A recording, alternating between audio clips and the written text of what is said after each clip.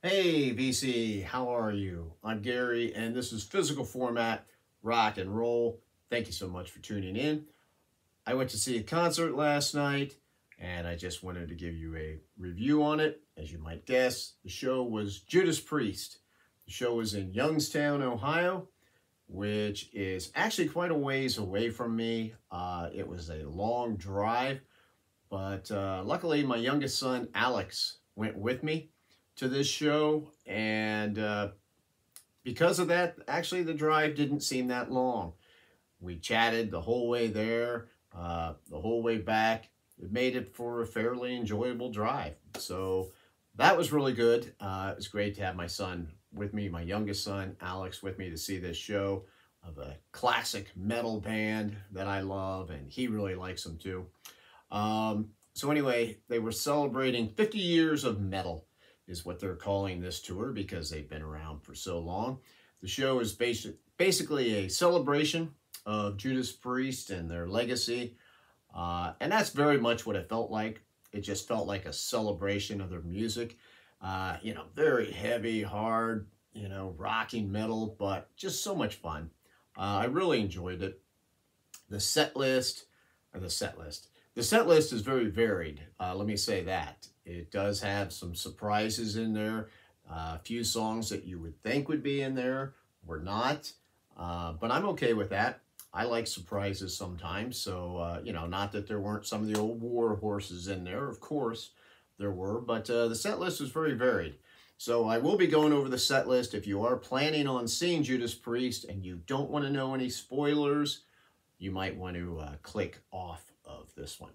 Anyway, they open up over the speakers with War Pigs playing before they come up on stage. So, Black Sabbath, obviously, were heroes of theirs. So they're playing War Pigs, which they've done that in the past. Very cool to hear all the crowd singing along with all those first lines of War Pigs. That's a lot of fun. And then the show starts out, and they do One Shot at Glory as their opening numbers. So right away, you're like, wow, that's kind of a shock. I was not expecting that. Sounded great. Next up was Lightning Strike off of Firepower, which, by the way, if you don't have the album Firepower, I would recommend getting it. That was their last studio album that they put out. Excellent album. I love that album. That sounded great. So already, some of my fears were put to rest because I will admit, I wasn't sure how Rob Halford was going to sound. We know he's the metal god. He's one of the greatest heavy metal singers of all time. But he's like 69 or 70 years old. And you hear whispers here or there about it. Rob himself has said, hey, there's certain things I can't do that I used to do. I don't know, man. He sounded great that night. My son thought he sounded great. His voice was still there. He obviously takes certain parts of songs and lines where maybe it might go up. He doesn't go up. He goes down instead. But man, he's had plenty of high screams going on throughout the show. Makes up for that. I thought he sounded excellent. Third song was kind of a shock only because of where it was placed. You've Got Another Thing Coming was the third song in the set, right? You would expect that's going to be at the very end. And it wasn't. There's a third song. Fourth song.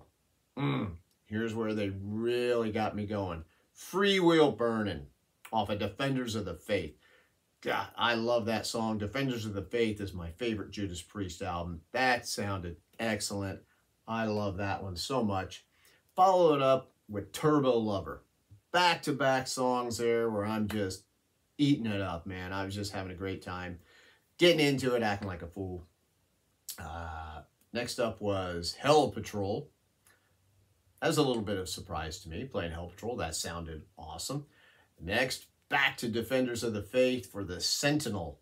Another great song. Man, they're some of my favorite Judas Priest songs they were playing, but there's so many of them. Next up, great version of Touch of Evil. Sounded great. That's a great live song to play. Great song. Next up, a surprise. Rock-A-Rolla from the very first album. They did the title track. Was not expecting that. I thought that sounded really good live. They said, you know, hey, we want to go all the way back to the beginning, right? They did something off their latest album from a few years ago and something off their very first album. So that was kind of cool. Throwing that into the set. Next, off of Sad Wings of Destiny, a song they have to play in my mind, Victim of Changes. Love that song. That sounded good. Really loved it. Rob still did that scream at the end that gets everybody going. I did film just a little bit of that song. I will be posting that video too as a companion to go along with this. So you can check that out if you would like to. Next, another shock to me, Desert Plains off of the Point of Entry album. That was a pretty cool surprise, man. I'm liking them when they're throwing these songs in there like that. That sounded really good. Followed up by Blood Red Skies. So there were two songs right there where, you know, they could have possibly lost the audience, but they didn't. Everybody was still getting into it. Go into Stained Class after that with the song Invader, which they had like UFOs and stuff on the back of the screen behind them. They did a lot of cool stuff with the screens behind them. Like I said, the set looked like a factory, and it just had a cool Birmingham kind of look to it. Very neat what they did. It wasn't anything extravagant. Of course, they had that big, this Judas Priest symbol, a big light thing that was coming over the stage at different times and had lights coming out of it. It would change colors. That was really cool looking. Love that. After Invader, final song, introduced by drummer Scott Travis, still an amazing drummer, Painkiller. So happy to hear that song. Honestly, before we saw the show, I thought, can Rob even still sing that song? Yes, he can. They did Painkiller, sounded great. Richie Faulkner sounds awesome in this band, also on guitar. They did have a shot of Glenn Tipton behind them on the screen at one point during one of the songs, and, you know, of course, the crowd cheered for that. Everybody's missing Glenn Tipton being in the band. Ian Hill back there on bass. He's still doing the same thing. He just stays back by the bass amps and just kind of goes like this while he's playing. You gotta love that guy. So that was it. And then they came back for encores, of course. First one, Electric Eye. That was great to hear. I know my son really loves that song. So I love it too. It was great to hear that. And of course, here comes the motorcycle. We know what that means. Rob comes out on the motorcycle and they do Hellbent for Leather. That sounded really good. It was funny because at some point there, right around there, my son says to me, hey, do you think they'll do Loch Ness? And, you know, I mean, he was kind of joking. Myself and both my sons, we love the song Loch Ness off of Angel's Retribution. For those of you not familiar with it, it's like an 11-minute song. A lot of Judas Priest fans hate it, but we love it. I would have loved it.